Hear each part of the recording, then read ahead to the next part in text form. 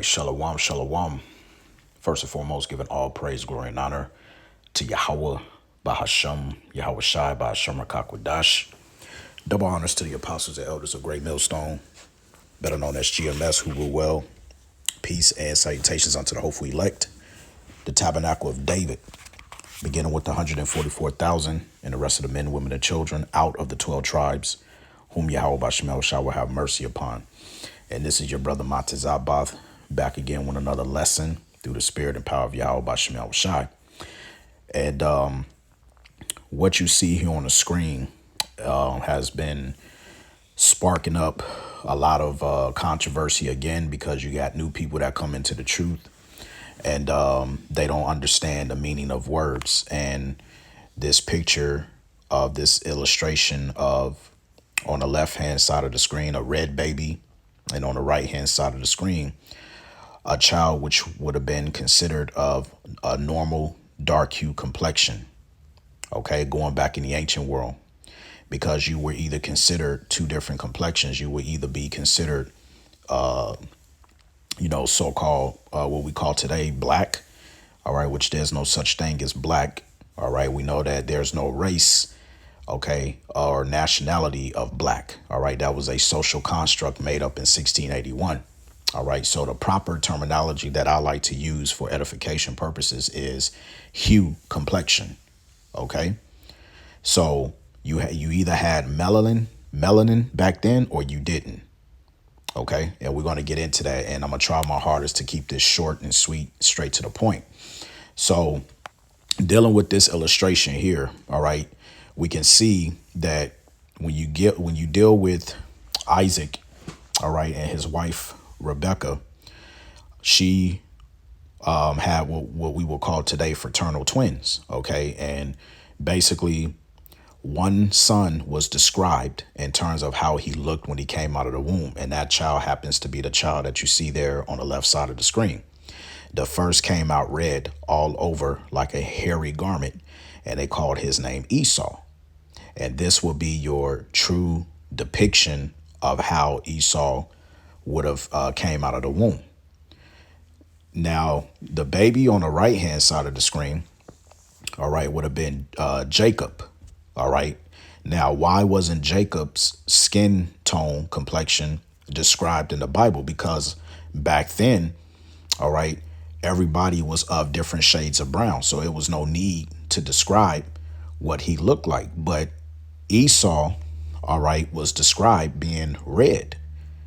Now, the issue is what's come up in the discussions recently. About a day or two ago, the beloved Elder Malcolm in the branch of the Great Millstone of Chicago, those brothers, they did a live on TikTok, and myself and a couple other brothers in the comments section kept having a going back forth conversation, because there was a couple of individuals that kept throwing out, well, Esau was Ruddy, the same as David. And so you have this situation to where people really think that Esau was of a dark hue complexion, because when you go into the word ruddy, all right, ruddy is a derivative from brown. Okay, ruddy and red are not the same thing, and we're going to show you and prove it here in this lesson. All right, now to start off, all right, I have here the interlinear concordance in Genesis 25 and 25, where it says the first came out red all over like a hairy garment. They called his name Esau. Now, when you go into the word red, all right, you have the Hebrew word here, Adamanya, or Adamanaya in the Lashon Kodash. In the Yiddish, they'll pronounce it Admoni, all right, but it's actually pronounced Adamanaya, all right. Now, here, this is where it trips up a lot of people, because as you can see here in the outline biblical usage, Esau snuck it in and put red, but then they put a comma, Ruddy. Okay. And so over the years, since the revision of words has come to the fruition, what these devils have done is they've put Ruddy and red practically meaning the same thing. And this is where it requires you to be taught and to go deeper into the study of words. Now, one thing that a lot of brothers don't pay attention to is the very next section underneath outline biblical usage, which says the KJV, which stands for King James Version, translates Strong's H132 in the following manner: ruddy 2 times, red 1 time. Now, why did they put this? Because essentially what they are telling you is there is a separation between ruddy and red. Because if Esau was described to be ruddy when the scriptures was translated, it wouldn't have been no need to simply say the first came out red all over. You should have just said the first came out ruddy looking. But they didn't use the word ruddy. They simply used the word red. And there was a reason, because going back to the picture, that's how he looked. He was red. Okay. Red and ruddy is not the same thing. Red is a color by itself. Right. And we're going to get into it. So now coming back here to the concordance, now in the Strong's definition, it says, okay, Adamanaya from Strong's H119, which we're going to go to, which simply means Adam. Now it says here reddish of the hair or the complexion, red ruddy, right? Now, when you go into Adam, okay, which is the root word for Adamanaya, okay, or Admoni in the Yiddish, it says here to be red. Now they have here a ruddy of Nazarites, all right, which I believe that precept is in Lamentations chapter 4, verse 7. But it also can mean to be likened unto red, all right, or to be reddened or to show redness, okay? So now when you have a look at the KJV, translate Strong's H119 the following manner: dyed red 5 times, red 4 times, and then ruddy 1 time. Okay, showing you that depending on the context of the word, all right, it either is going to refer to something being completely red or it being ruddy. There is a separation between the two words. Okay, so let's give you an example. If we come back here and we click on ruddy where it says 2 times, right, it's going to give us 2 precepts. 1 Samuel 16 and 12 and 1 Samuel 17 and 42. So what I'm going to do is I'm going to go into 1 Samuel 16 and 12, and I'm going to show you something. And let's have a read, because this is dealing with King David. Now it says here, 1 Samuel 16 and verse 12, and he sent and brought him in. Now he was ruddy and withal of a beautiful countenance and goodly to look to, Salakia. And the Lord Yahweh said, arise, anoint him, for this is he. Right now, obviously, when you look up the word ruddy, it's going to go back to the Hebrew word. All right. Adamanaya, okay, or Admoni. And once again, red, ruddy, right? But watch this. When you go to a different translation, let's go to the NLT just to show you something. In the NLT, it says, so Jesse sent for him, and he was dark and handsome with beautiful eyes. And the Lord Yahweh said, this is the one, anoint him. Showing you that the word ruddy, they've translated it to being dark, because essentially speaking, when you go into the etymology of ruddy, that's really what it stems from. And we're going to show you, right? Because if Esau was ruddy, as people claim to be, he was red ruddy, he was ruddy like King David. No, he wasn't ruddy like King David. He was actually red, right? So let's get into it. When you go into the word, let's see, what do I want here? Let's go into the word ruddy, right? Let's deal with the etymology of the word ruddy. It says Middle English ruddy from late Old English ruddig, all right, which is reddish of a red color. Okay, we know about the word ish, something like or pertaining to, right? It says of the complexion. All right. It says rosy, healthily red, probably from redu, redness, which is related to red. From the pi root, redu or rude, right? Now, when you go into rude, okay, it says pro-Indo-European root, meaning red or ruddy, the only color for which a definite common pi root word has been found. The initial E in the Greek word is because Greek tends to avoid beginning words with R. Now, here's what's interesting, what you have to go deeper. It says it is the hypothetical source of evidence for its existence is provided by Latin ruber, also dialecto rufus, light red, mostly of hair. Greek earthros, if I pronounce that right. But the word that I want to get here is the Old Irish ruad. I don't know if it'll, okay, it won't allow me to highlight it, but it says Old Irish ruad.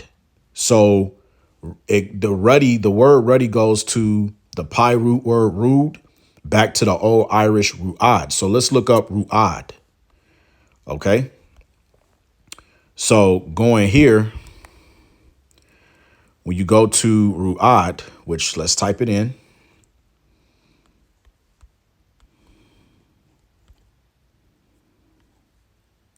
The Old Irish word ruad. Okay.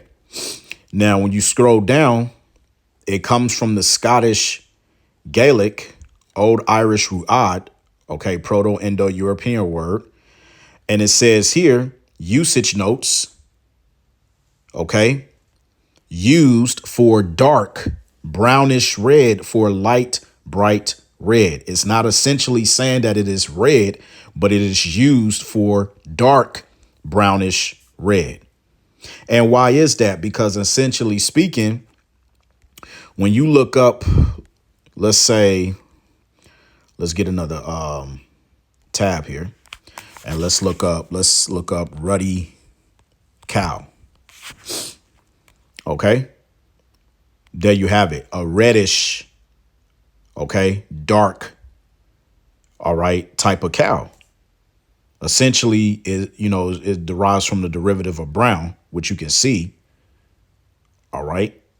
Or let's type in ruddy duck. All right. And there you go. Okay. That's a dark color.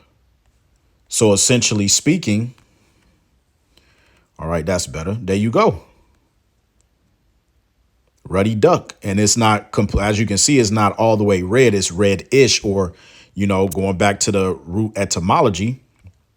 Okay. Something that is used for dark brownish red.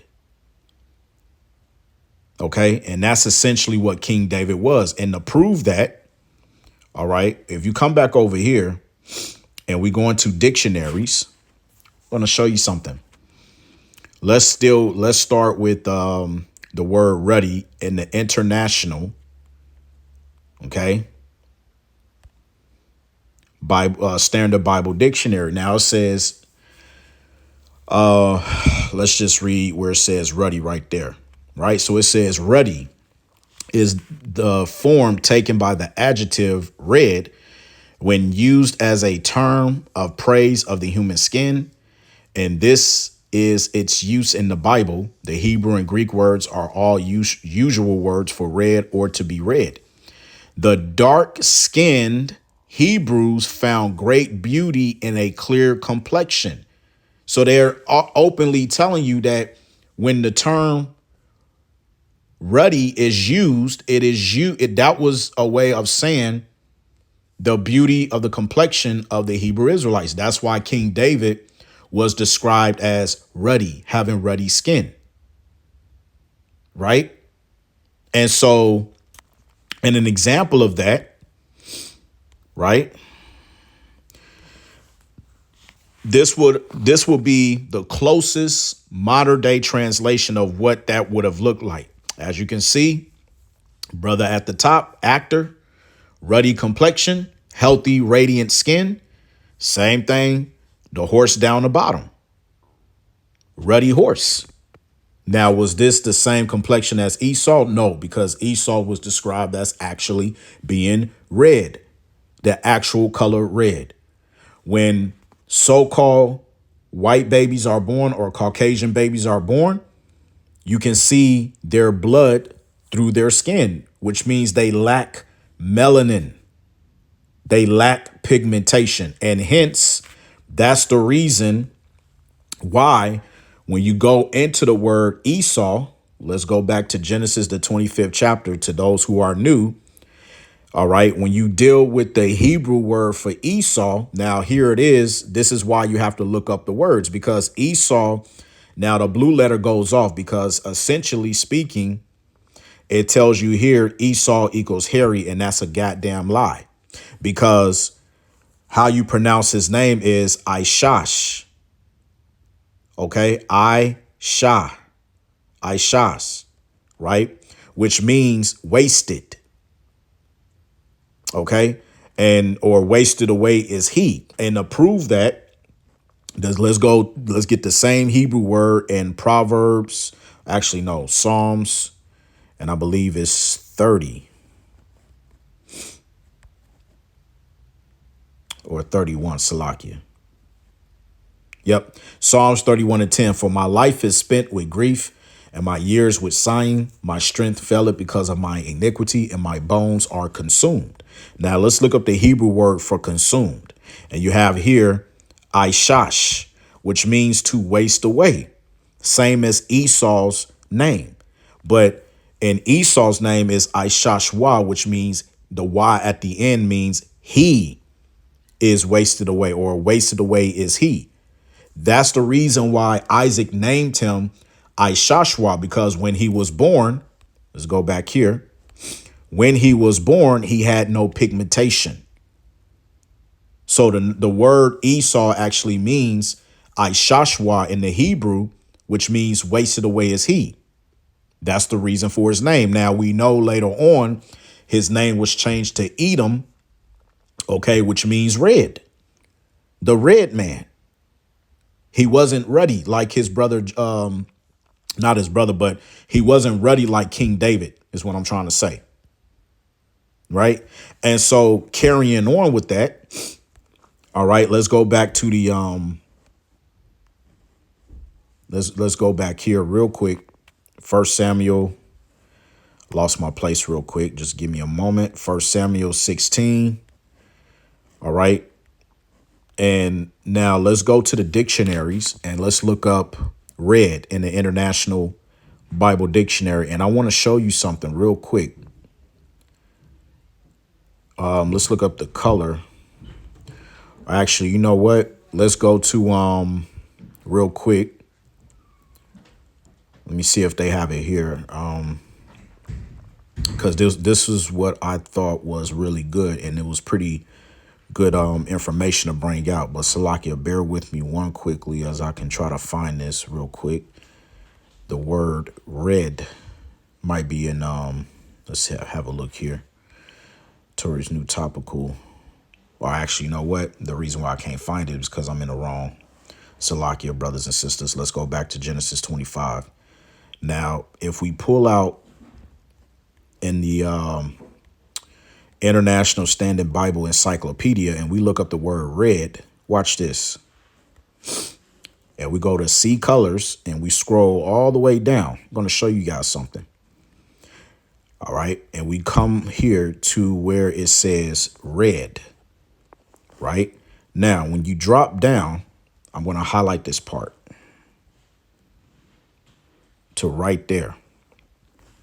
Now, under red, it says to the human skin, they give you Genesis 25:25, right? Which is spot on because to the human skin, that's what Esau was. But notice they have a semicolon after Genesis 25:25, and then they immediately put ruddy.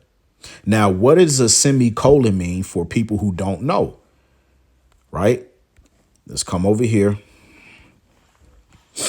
Okay. So it says a semicolon is a punctuation mark that can be used to separate parts of a sentence which need clearer separation than would be shown by a comma, to separate main clauses which have no conjunction between, and to separate phrases and clauses containing commas. So essentially speaking, the reason why the scholars are putting a semicolon here is because there's a separation between read, and then after the semicolon, they put Ruddy, and then notice they put a comma after Ruddy because it gives you the precepts, which we read in 1 Samuel 16 and 12. Then you have 1 Samuel 17 and 42, which is going on to speak about David. Then you have Song of Solomon's 5 and 10, and then also Lamentations 4 and 7, which describes, like, for instance, when we go to Lamentations 4 and 7, it says her Nazarites. Now, this is speaking of the nation of Israel as a whole. It says her Nazarites were purer than snow, okay, in terms of righteousness at one point in time. They were whiter than milk. It's not speaking about their skin color here because this is parabolic talk. And they were more ruddy in body than rubies, okay, meaning they were of a dark skin complexion, but they had radiant skin. Their polishing was of sapphire. That's all it means. Okay. Because remember, for those of you who, forgot, when you go into Ruddy, all right, it simply was describing dark skinned Hebrews, all right, found great beauty in a clear complexion. That's why it said in Lamentations 4 and 7 that their bodies were ruddy. It was describing their radiant skin. That's all it means. So essentially speaking, all right, here's an example of that. This is what you call ruddy, going back to the root redu, to the old Irish word ruad, which describes a dark brownish skin complexion or somebody that has radiant reddish skin, but they are of a dark complexion. And here's an example of that. OK, this will be an example of a dark skinned person with ruddiness to their skin, radiant skin. That's all it's saying. Now, was Esau this color? No, he wasn't. That's the reason why you have to be very careful when you go into these translations, because it can throw a lot of people off. OK, and what Esau has done over the years. All right. This damn devil is they combined red and ruddy together as to mean the same thing when clearly red and ruddy does not mean the same thing. This is the reason why you have to go into the depthness of looking up words. You have to go deeper. You can't just be I'm going to look it up and it's a one-stop shop. See, that's what it means. No, that's not what it means. That's not what it means. Because even when you get further, like let's get Revelation. We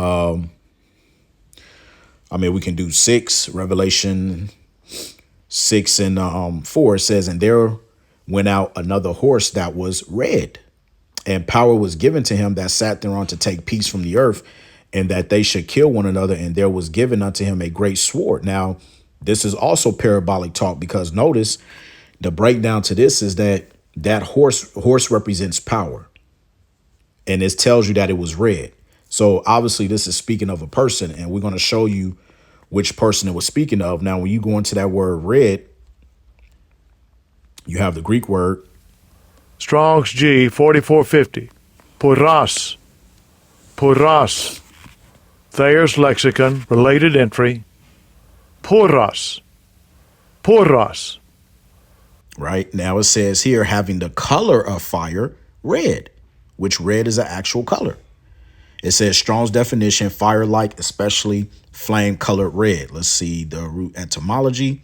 Okay, of course, it goes back to fire, but it's like it unto red. Now, why is that? Because when you continue to read on in the verse, it says, so power was given to him, showing you that it's an actual person that describes as a horse, which represents power. Like, cars today have horsepower, right? That was red. So it's telling you that this person which power was given unto him, he was read, and to him that sat thereon to take peace from the earth, and that they should kill one another, and there was given unto him a great sword. Now, the linkage to this, the key part here is that great sword. What person in the Bible pertaining to their blessing was blessed with the sword? Let's go back to Genesis, the 27th chapter, dealing with Jacob and Esau's blessing. And this is what Isaac, Esau's father, blessed Esau with. Verse 39, and Isaac his father answered and said unto him, behold, thy dwelling shall be the fatness of the earth and of the dew of heaven from above, and by thy sword, see that, shalt thou live, and shalt serve thy brother, and it shall come to pass when thou shalt have dominion, that thou shalt break his yoke off thy neck. So one particular point in time, the Edomites, they were under King David when he was ruling, and then they ended up breaking their yoke from off our neck. And then the second time happened right after the Byzantine Empire, when they came back during the Renaissance era. Now they have the whole dominion pertaining to Job 9:24. The earth was given into the hand of the wicked.